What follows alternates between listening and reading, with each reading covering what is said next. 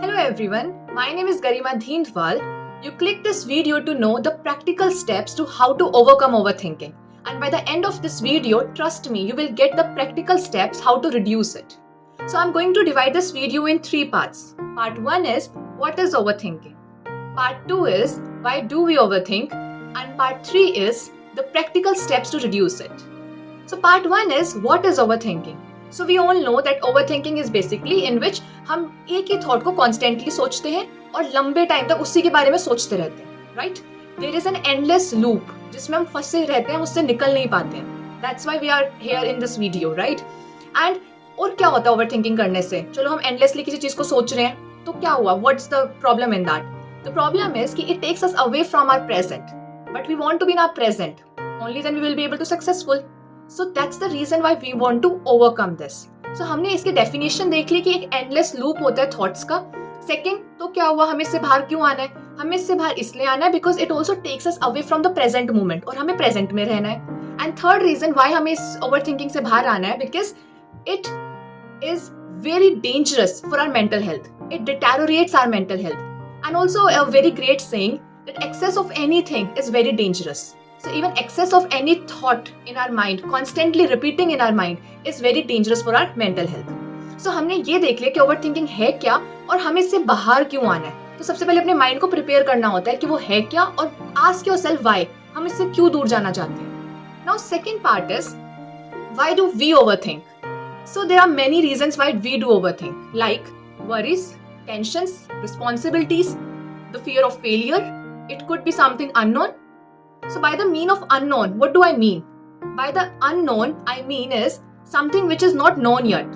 For example, you have given any entrance exam and the result is not declared yet. And you're constantly in tension, constantly worrying that what my result will be, whether I will be passed or not. So this is known as the tension of something unknown. So we are overthinking about the result, which is not in our hands, right? It could be the tension of overthinking of responsibilities. Like, for example, you have a lot of responsibilities and you just don't know how to complete each responsibilities because you have paucity of time. So this could also be the reason why you're doing overthinking. And because of overthinking, you are not even able to do a single task. So responsibilities ज़्यादा होना या having a lot of tasks is also a reason of overthinking. Third is tension. अब tension एक तो होती है unknown की tension, जो मैंने अभी just बताई. Your result is not declared and you are very worried about it. You are doing overthinking about that. पर एक टेंशन होती है of known. Known means, for example, you have slapped someone, ना, you have very tightly like given a slap to somebody. So you know आपने वहां पे कोई mistake करी, तो आपको बिकॉज ऑफ दैट गिल्ट है. बिकॉज ऑफ दैट गिल्ट आपको ओवरथिंकिंग हो रही है कि यार मैंने इसको क्यों मारा, वो क्या सोच रहा होगा, वो ओवरथिंकिंग होना. सो इसके क्योंकि अभी हमने रीजन पढ़ लिया कि ओवरथिंकिंग क्यों हो रहा है, तो हमें ये पता है कि हमें किन चीजों पे काम करना है. हमें ओवरथिंकिंग पे काम नहीं करना, हमें उन रीजंस पे काम करना. Because of that we are doing overthinking. So reasons that I have just laid down. Now, the part for what you are all are waiting, that is third question, the practical steps to reduce overthinking. So step number 1 is जो मैंने खुद apply करा है खुद पे, that is water activity. Now what is water activity? Basically, if you are, for example, studying right now, right? And the book is open. Actually, you are not studying. The book is open and you are in your thoughts. In this way, what you should do is change your movement. Why? Because हमारा जो prefrontal cortex होता है जिसपे वो overthinking चल रही है, उसमें हमें जो पैटर्न है, जो लूप है ओवरथिंकिंग का, उसको ब्रेक करना है. उस पैटर्न को ब्रेक करने के लिए हमें हमारी एक्टिविटी चेंज करनी पड़ेगी for some minute. For example, book खुली है बट हम पढ़ नहीं रहे हैं. सो आपको उसी समय इमीडिएटली एक पानी का गिलास लेना है और उसको पीना है. यही नहीं करना है, इसके साथ दूसरा क्या करना है बताती हूँ. तो पहला, जब आपने पानी का गिलास पिया तो आपने खुद को कुछ डायरेक्शंस दी, आपने अपने डायरेक्शंस चेंज करी, राइट? आपने अपनी मूवमेंट चेंज करी, अपनी एक्टिविटी चेंज करी. इससे आप प्रेजेंट में आ पाओगे और उस लूप को ब्रेक कर पाओगे टेम्पररीली. अभी टेम्पररीली. अब परमानेंटली कैसे उसे ब्रेक कर पाओगे? जब आप पानी पीते हुए, अब मैं वाटर के साथ I am connecting the concept of manifestation. अब ये क्या है कि आपको पॉजिटिव एफर्मेशन करनी है. जब आप पानी पी रहे हो, आपको बोलना है I will, in present tense you have to say I am good at studies, I am the topper, I always make my parents proud. So you have to say good positive affirmations when you are drinking water, right? So ये positive affirmation अगर आप daily basis पे करोगे, so you will definitely see the result because I myself have applied that. अब इसका क्या logic है? अब इस पे एक already एक अलग वीडियो बन सकती है पूरी manifestation पे और पूरी water technique पे. But एक example देके समझाती हूँ. कोई भी हवन होता है, या कुछ भी ऐसी पॉजिटिव चीज चल रही है, कुछ अगर दिवाली है तो भी हम पानी जरूर रखते हैं वहां पे, राइट? हम वहां पे पानी रखते हैं। द रीजन बिहाइंड इज क्योंकि पानी एक ऐसा एलिमेंट है जिसको आप जिस भी कंटेनर में डाल दो वो शेप ले लेता है, राइट? सो सिमिलरली हम जो भी वर्ड्स बोल रहे हैं, जैसे पंडित जी मंत्र बोल रहे हैं, अब वहाँ पे पानी रखा हुआ है, वो पानी, वो सारे वर्ड्स उसके अंदर जा रहे हैं, पानी के अंदर वो ऑब्जर्व कर रहा है, एंड उस पानी को फिर हम घर पे छिड़क देते हैं, उसे पॉजिटिव माना जाता है, राइट? क्यों? क्योंकि पॉजिटिविटी फैल रही है अब इससे। अगर वही पानी आप पी लो, पॉजिटिव एफर्मेशन करके वो पानी को आप पी लो, तो आपके अंदर पॉजिटिविटी आने लग जाएगी, नेगेटिव थॉट्स बंद हो जाएंगे। एंड ये literally it's possible and it's scientifically proven. So आप ये टेक्निक ट्राई कर सकते हो। फर्स्ट थिंग, पानी को पीना। क्यों? क्योंकि आपको वो पैटर्न को ब्रेक करना है ओवरथिंकिंग का, एंड सेकंड, उसके साथ पॉजिटिव एफर्मेशन करने हैं in the present tense. Second point is by doing journaling. I personally do journal and it really helps me a lot, honestly.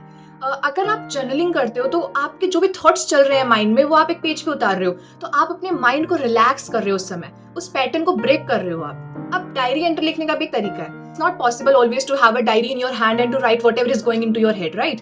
So what you can do is set a time. For example, मैं diary personally रात को लिखना पसंद करती हूँ। जब सारा दिन खत्म हो गया तो रात को आप डायरी एंट्री लिख सकते हो कि मैंने आज क्या ओवर थिंकिंग करा एंड क्यों करा, and ask yourself questions like, for example, I did overthinking of that I was very worried in the afternoon about the result of any entrance exam that I have given and that has not come yet.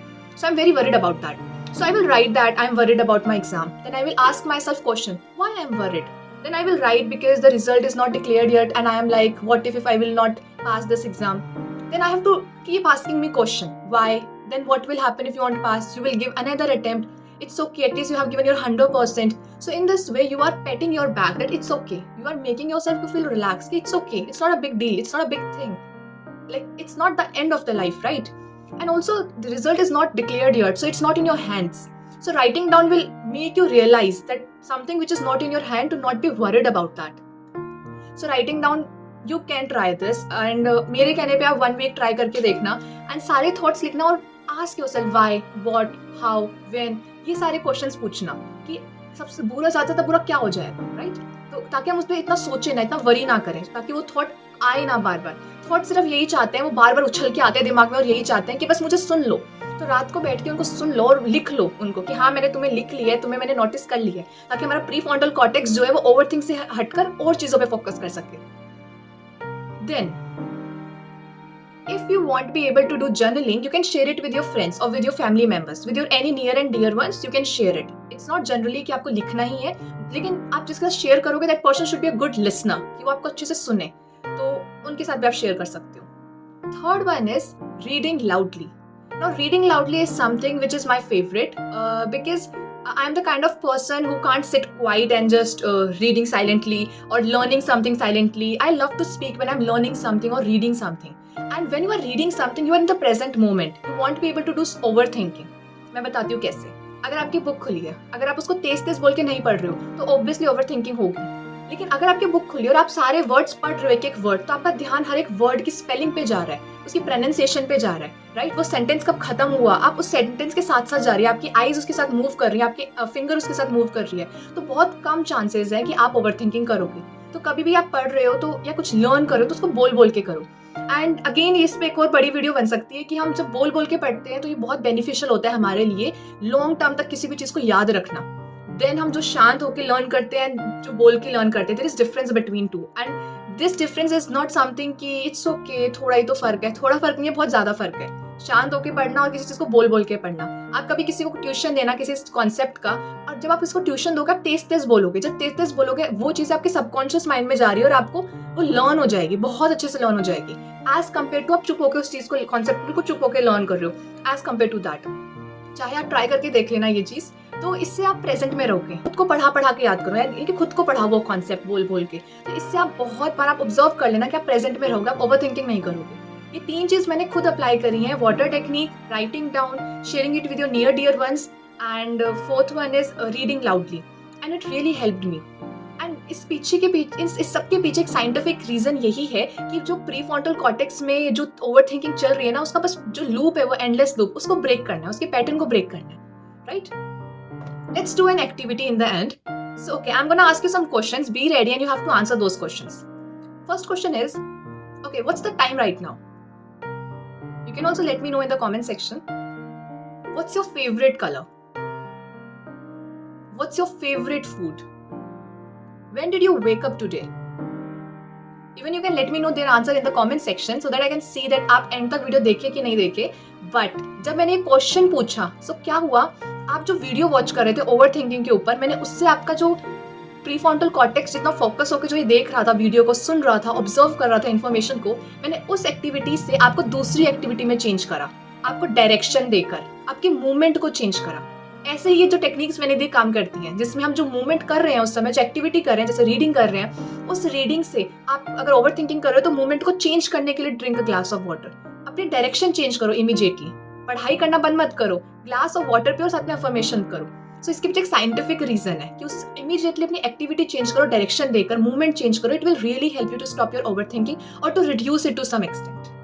So with this I end this video. Let me know how you found this video in the comment section. Thanks for watching.